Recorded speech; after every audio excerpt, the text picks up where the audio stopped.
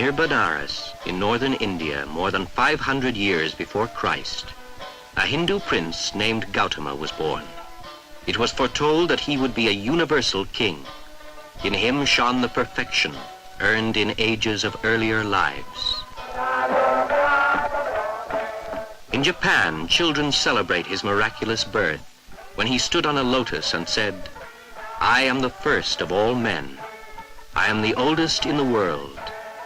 Now I am born for the last time." They pour azalea tea over his image, for legend says that tea fell from the sky when Gautama was born. But behind the legends, there is the life of the Prince Gautama. He grew up, sheltered in his palace, married, and lived in princely luxury. One day he rode out from the palace. He met an old man, weak and wretched, and saw the suffering of old age.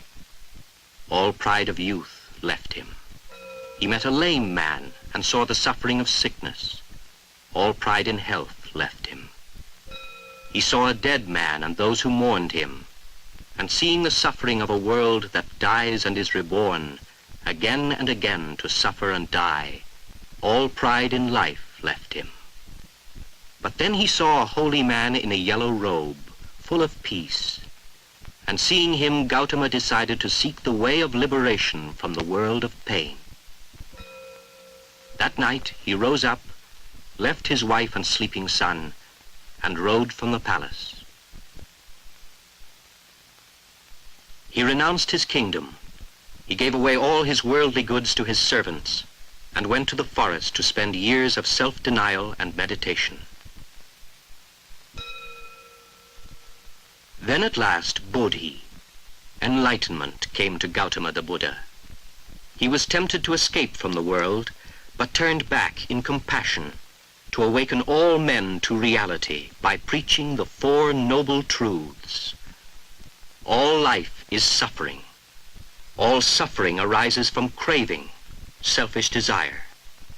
But if this self, this craving is extinguished, all suffering will cease. This is nirvana. This is the path of the Buddha, open to all mankind, men or women, of high caste or low. By the 3rd century before Christ, Buddhism was the ruling religion in India.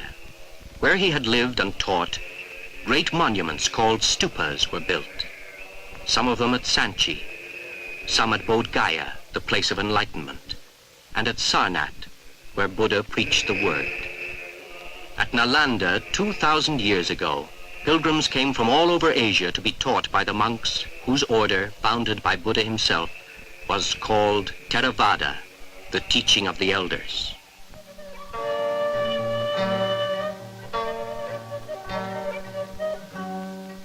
In India, Buddhism was reabsorbed by Hinduism from which it had come. But to Ceylon were brought its ancient scriptures and traditions. Here, missionaries taught the ideals of charity and compassion. And from Ceylon, Buddhism spread by sea to the islands of Indonesia, where, in Java, the shrines of Borobudur mark the capital of an ancient civilization dedicated to the teaching of Buddha. By land and sea, it spread through the mainland of Southeast Asia, Burma, Thailand, and Cambodia. In central Burma stands a forest of stupas, the holy city of Pagan on the Irrawaddy, built by a Buddhist emperor in the 11th century. A great outpost of Buddhist learning for 200 years, then destroyed by Kublai Khan, it is still a place of devotion and pilgrimage.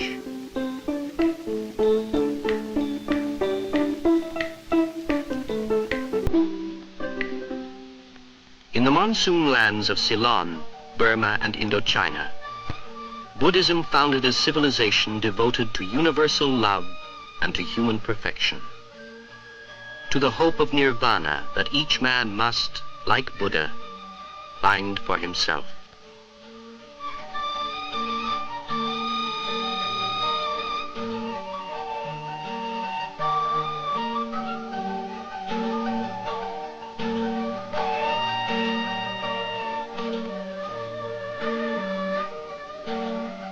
In the festivals of Southeast Asia, people honor the Buddha as a symbol of enlightenment and do reverence to the mortal relics of their teacher and example who has gone on into nirvana.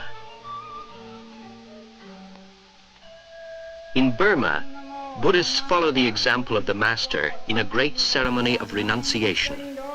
Young boys dressed in princely robes like the Buddha himself reenact his life and are confirmed in the Buddhist community. Buddha taught that there is only one real sacrifice, the sacrifice of our own desires, our own self.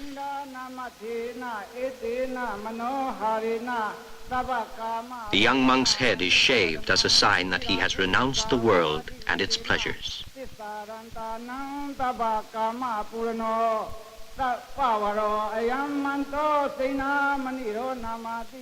Giving up family and fortune, he takes refuge in the Buddha, the enlightened one, the teacher and example.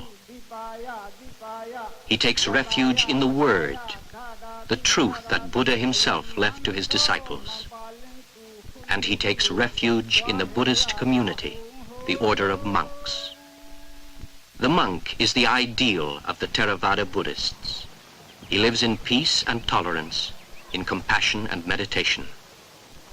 Renouncing their possessions, the monks are living examples of unselfishness, pointing the way to nirvana. By poverty, they are purified. And those who help them are set on the path of righteous living, the path of the Buddha.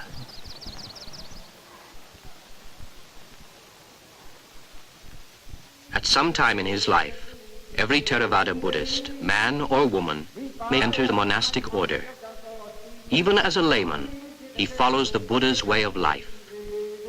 Hurt no others with that which pains yourself. And the Buddha said, expect nothing from the merciless gods, for they too are born, grow old, die, and are reborn. Alone man is born, alone he lives, and alone he dies. You alone must make the effort. The Buddhas of this world are only teachers.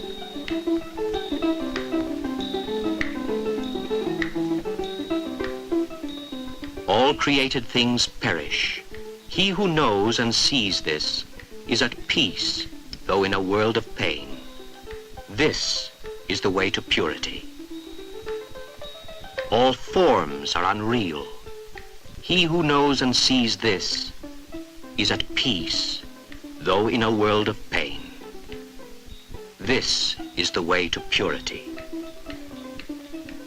The forms and images of the Theravada temples are symbols, symbols of enlightenment, symbols of nirvana, the annihilation of desire.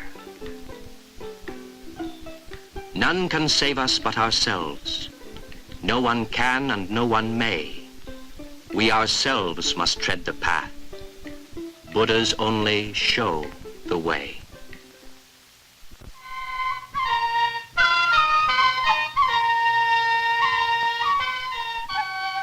Mahayana Buddhism reached China by 200 AD, carried by missionaries and pilgrims across the wastes of Central Asia. And the court of the Tang dynasty became filled with converts.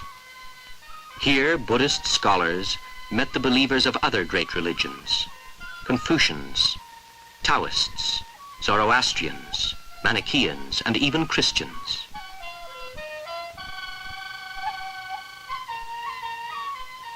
The gospel of Buddhism resulted in a tremendous flowering of Chinese art and literature, some of it preserved in the great cave temples of northern China. But this Buddhism was greatly changed. It was called Mahayana, the great vehicle. In it, the austere figure of Gautama was replaced by a glorious redeemer, Amitabha, the Buddha of infinite light. This same doctrine was carried to Nepal by monks from India. The Indian Buddhists had been greatly influenced by Hindu philosophy, and in the 7th century, their beliefs spread to Tibet, where traditions of magic, mysticism, and yoga have remained up to the present time. It became a country ruled by Buddhist monks called lamas. Though the popular Buddhism of Tibet was marked by magic and demon worship, the lives of many of the monks are filled with learning and devotion. In the 8th century, the gospel of Amitabha, the Redeemer, spread from China to Japan.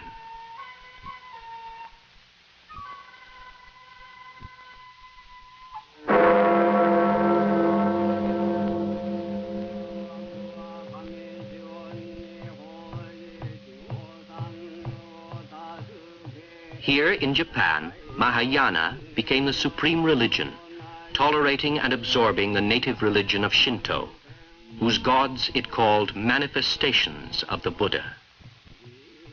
For the Buddha now is not the historic Gautama who lived and died ages ago. He was only one incarnation of the universal Buddha nature that is working in every age, in countless worlds, for the salvation of all living things. The Mahayana scriptures teach that every living thing is a Buddha in the making, and that nirvana is not to be found by conscious thought, but by faith and communion in the universal Buddha nature that is in all life and all time. One of the sects, Zen Buddhism, believes that true enlightenment does not come by empty speculation, but in a sudden flash of intuition. By strenuous acts of discipline and meditation, the monk seeks an instant of ecstatic vision, of union with the Buddha nature.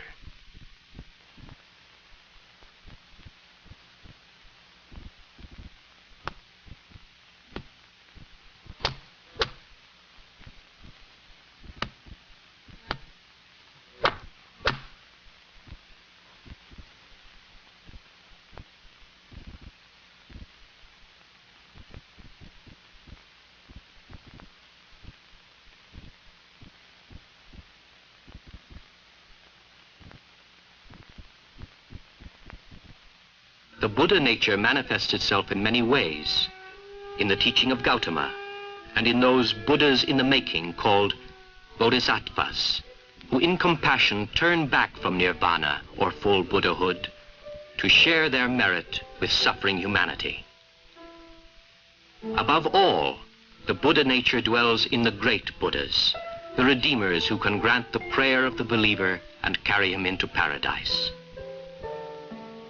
Some believers, following the example of Gautama and the Bodhisattvas, swear not to pass on into nirvana until the last blade of grass is set free. It is man's task to bring all life into selflessness. All acts of life are a preparation for nirvana. In this spirit, even the tea ceremony can become religious ritual. For the law of the Buddha inspires love, dignity, and grace in every act.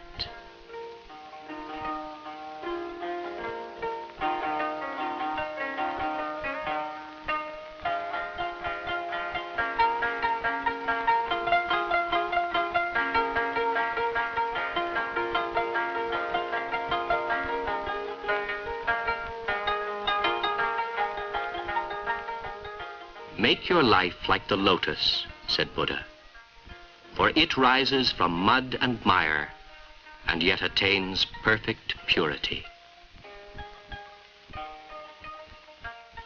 For vast numbers in China, Korea, and Japan, the Savior and Redeemer is Amitabha, the Buddha, Lord of the Pure Land, the Western Paradise, whose name alone, repeated in faith and hope, will bring salvation.